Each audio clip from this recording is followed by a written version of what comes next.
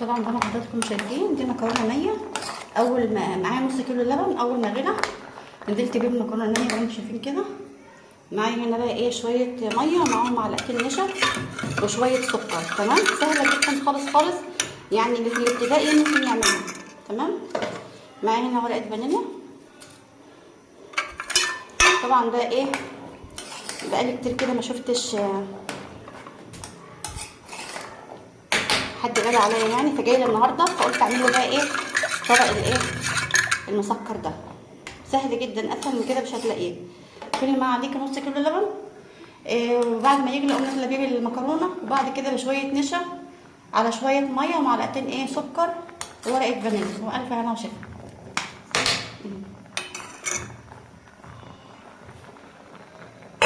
كل حاجه سهله جدا. ها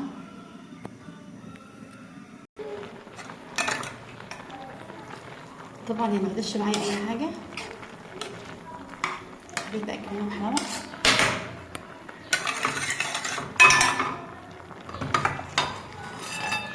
طبعا بقى معايا هنا معلقتين نشا شويه سكر. بسم الله. خلي بالك كويس النشا ما يتحطش غير في الاخر، عشان لما تبتدي بقى تربط منك ما تبقاش ايه.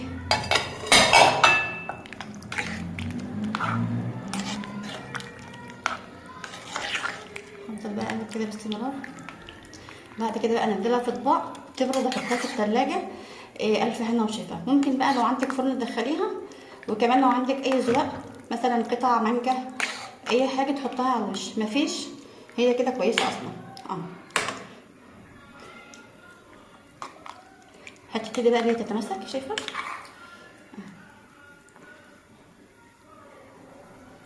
بسم الله ما شاء الله جميله جدا. وطبعا ايه ريحتها كويسه جدا. ممكن تعملها بقى لفطار لعشاء، حاجه خفيفه خالص. اما بالنسبه لي انا عملتها لان طبعا ابني الغالي بقالي حوالي 20 يوم ما شفتهوش، فقلت اعمل له حاجه حلوه.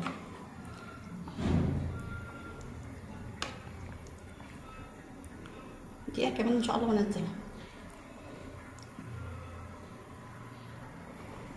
شايفه بقى السمك بتاعها. هو ده السمك لازم يكون ايه. طبعا بقى كمان لما تبرد منك هتتحط كمان في التلاجة تبقى متماسكه، ودي بتاعت المحلات. ايه رايكم؟ بجد تحفه، كلمه روعه شويه عليها. بسم الله ما شاء الله. طبعا بقى تخيلي الطبق الجميل ده هو لو كلتيه بره هيكون بكام. طبعا بقى لو عندك مانجا حطي، ما عندكيش مانجا كله شغال. تمام. يلا بقى كده ندوق.